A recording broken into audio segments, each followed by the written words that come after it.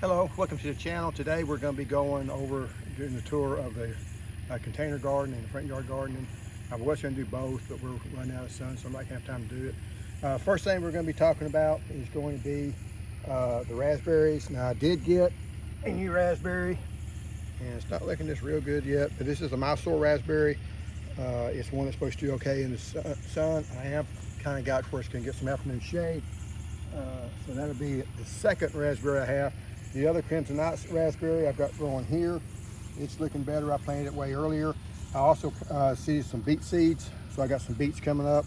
I have to thin those out as they go. That way I grow two things at one time. That's the only reason I'm doing that, so we get a few beets out of it.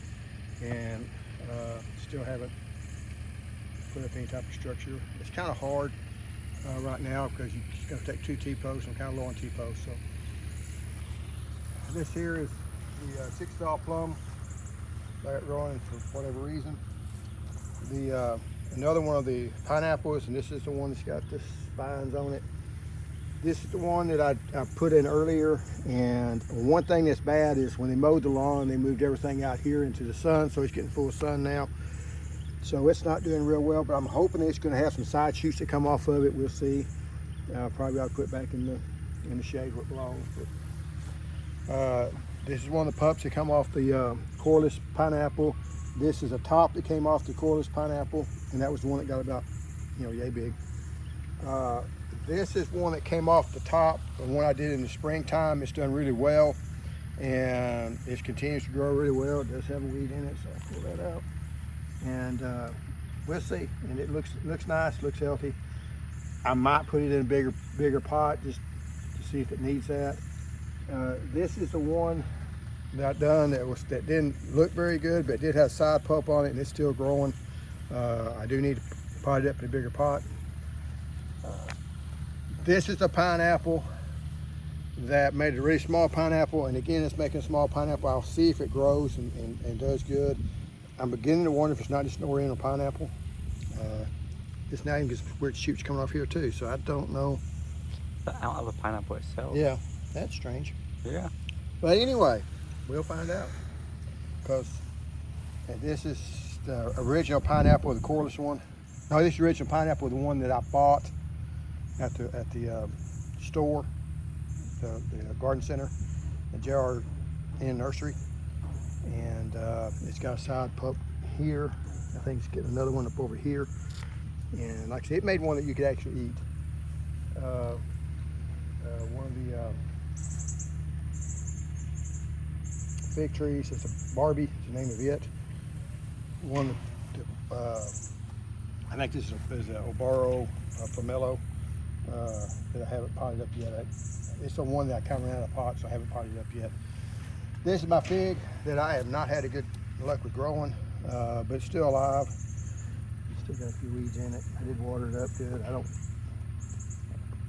take it I'll be doing, but actually that's doing a lot better. So another plum, and then back over here we've got the ginger that's growing. Like I said, it'll grow for about another month, and I'll take it up. And the ginger over here, you see you see the ginger back on the bottom. So it's got some fresh ginger growing in it, and we'll see how much we're going to stubble later or not. We've also got the green tea that's still over here in the shade, and it's looking good and doing nice. And then coming up over here, I did spray these with insecticidal soaks. They had a lot of aphids on them. That's why it's curling the leaves up. And probably gonna spray this evening. Spray them tonight, and then this insecticidal soap, basically it was for 32 ounces of water. I had 1 tablespoon of the dishwashing soap, not the dishwashing detergent. You don't want to use Dawn or any of that other, because it's got detergents in it that's going to hurt the leaves. This was some of the it was just the dishwashing soap, so you have to be kind of careful with that. It's usually about anywhere from 2 to 5 tablespoons per gallon. So since I had a 32 quart sprayer, I use a tablespoon. Sometimes you'll also put dormant oil in it. I didn't this time. I don't really think I need it. So And it does seem to knock the aphids back, so that's a good thing.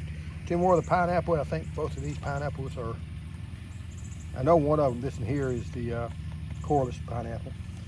Got the ginger, the lemongrass is growing.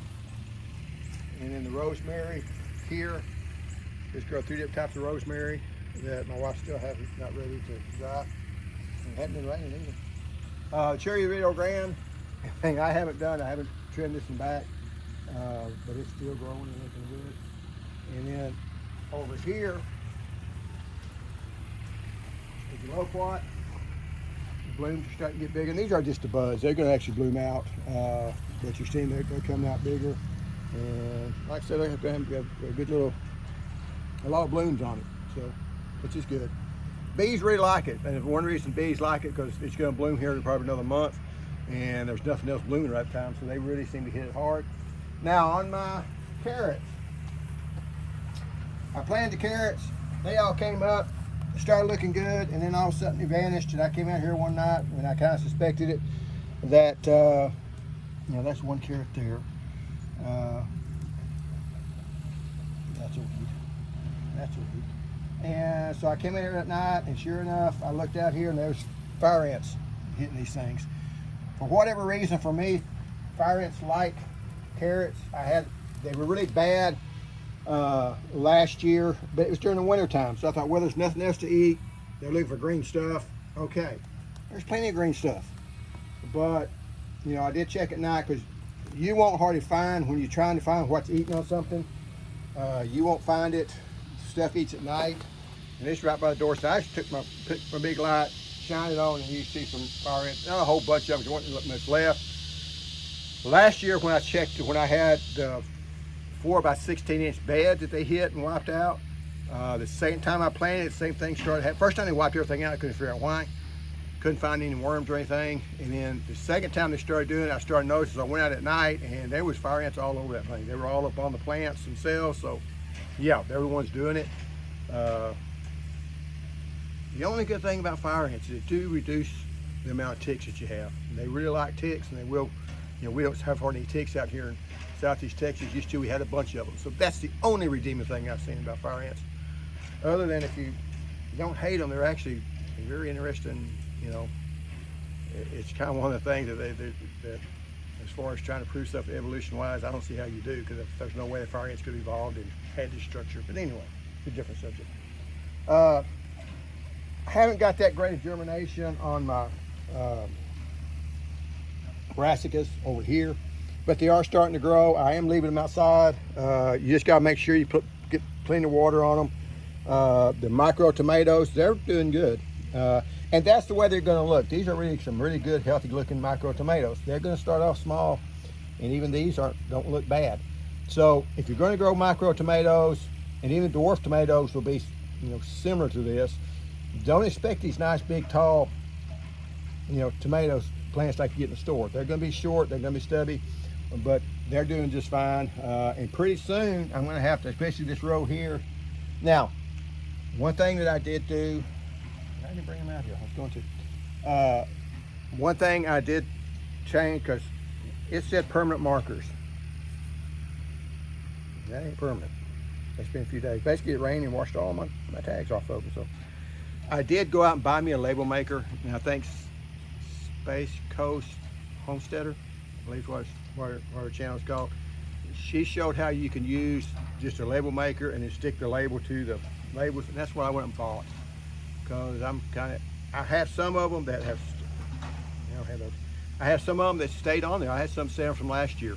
This one said it stayed, that said it was permanent, it said it on the pin itself, but it washed off. So it didn't even have the decency just to fade away. So I did buy the label maker, and I was going to show you, but we got busy, I didn't grab it from inside. But I'll show you next time when stuff starts growing. I'm going to plant those tonight. So I'm going to replant all these varieties, and we'll put 2 rows of them. And then I'm also going to plant some onions. It's time to plant the onions.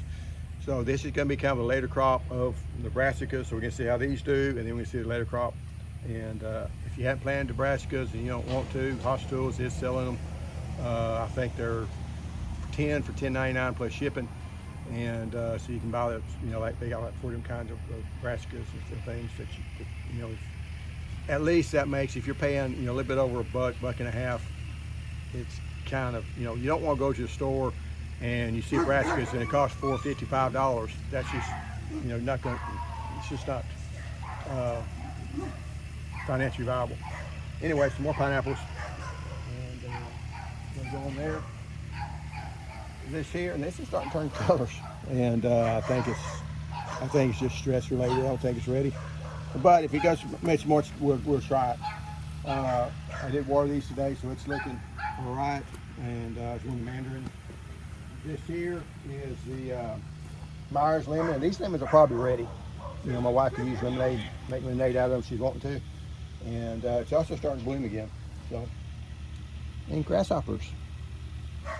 Yeah, and webworms. I got to take care of that. I have to look at the big grasshoppers here. Hadn't noticed those. So, anyway, I should say that that's my chickens, but they're doing good. This mandarin over here looks much healthier, and they get treated the same. Well, I say the same. I'm starting to put more fertilizer on that one, trying to help it out. I'm gonna have to brace these up. This is the Ponca. And that over there is Primark Freedom. So that's the two I got. Honestly, from looking at it, I probably need to be in bigger pots, but we're still gonna try it just to see how it goes. These are my two Katuk or sweet leaf. That's good to put in different lettuce, on your salads and things of that nature. Back up over here, there's a lychee tree, and it's looking really nice. In fact, it's getting a little bit too vigorous. I've quit fertilizing it because it gets much bigger than this. My garage ain't a lot bigger. I'll have to cut off top wise, but it's doing well, and hopefully the other one that I've got over here is another variety. I'm hoping that he'll go ahead and bloom out this year, this coming year, and that way they can cross-pollinate. Because I think that's the problem I've had with the other one not making it. It's not getting cross-pollination. I think it does need it. This here is a row of citrus. I do plan on making a separate video here in the next week or so on the different separate varieties and how they're doing. And like I said, they're growing good. They're good and healthy. They're liking the new pots that they're in. This has got a good healthy growth on it. I'm still fertilizing them. Now, if you got them growing in the ground, you want to quit fertilizing this time of year, because at this time of year, you want them things to start settling down. Because what you don't want to happen is you get into December and you get some warm days, it goes in and starts putting on a flush of growth like this, it loses all its winter dormancy. And at that point, especially when it looks like this, at that point it's very vulnerable to freezes, and if it turns off from having 70 degrees down to 20 degrees, that's going to kill all this growth and could kill the whole tree.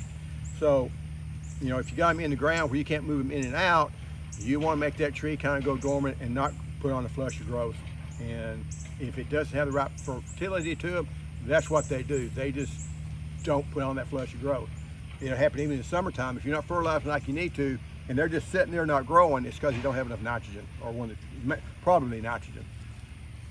This one here is growing, but it's got a lot of leaf miner damage, and I put some insecticide on it, and hopefully, it hadn't helped a whole lot yet. Same thing with this one.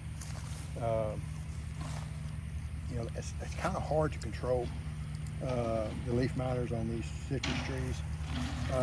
Some more of the citrus, more of the pineapples growing, and this here is some of these brassicas we planted in the spring. Now they have got some worms that started eating on that one, and I don't really care. I need to take these out and use this pot for something different. But I just try to see. They did last the whole summer. These are two of my loquat trees, and this is another one of the big loquat trees.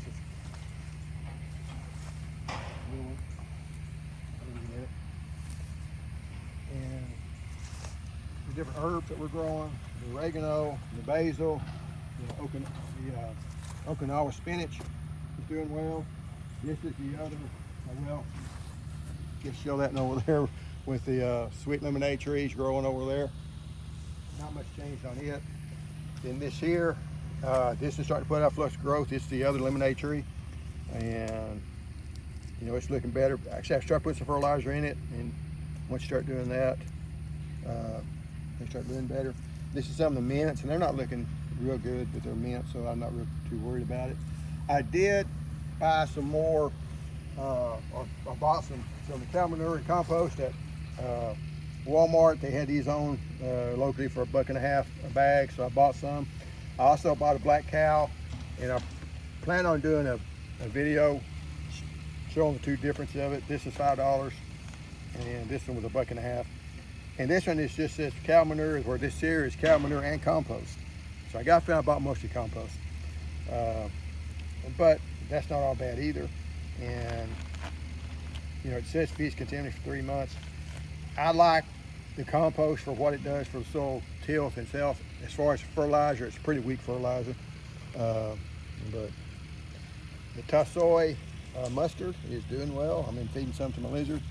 And I guess my wife, if she wants to make a lizard salad, can grow that. Now let's go up over here and see other peaches and things of that nature, how they're doing.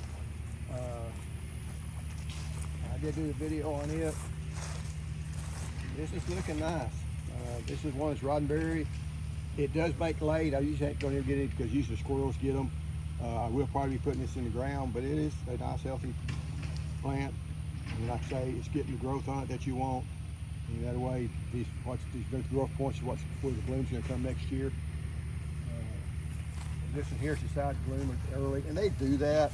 It used to really bother me, but it seemed like every year they put on some blooms, but there's still enough blooms in it that you're going to have some blooms for next spring. So if they're blooming a little bit, and this is Flat Wonder 2, I believe the name of it is, and it comes from A&M. They're going to do that. That fruit's not going to make, but it does get some new growth on it, so it's got some points where it can go put on some new buds. Actually, I used to kind of worry about it because I thought, well, maybe it's going to bloom all the blooms. It won't have any blooms for next year, but I haven't had a problem with that yet. So you got them blooming out, they do that. This here is the other lemongrass. Now I know I did say that these are not good subs to put lemongrass in, but this lemongrass is doing much better than the lemongrass in the bucket. So it is a different variety also. The blueberries. This is a pink lemonade blueberry. It's got some good growth to it. It's looking nice. I'm not seeing any discoloration within the leaves. And then we got these over here. This is O'Neill. O'Neill's funny because a lot of times it puts the blueberries on before it puts its leaves on, and sometimes it almost ripens before it puts them. You know, it makes blueberries really early, but leaves out later. These are Sweet Crisp. It's probably the best tasting, for its texture-wise, of the blueberries. Hard to find, but and it's got this weird growth pattern. It just kind of goes crazy. This one here is Snow Chaser, and this here is the other Sweet Crisp that I have. So, and again, they're looking better. On the last video, I was saying they had those off-colored leaves, but the leaves are starting to look better. And usually, I always look at the newer leaves, see how they're doing, and put on more fertilizer to try to get some growth to them for next year.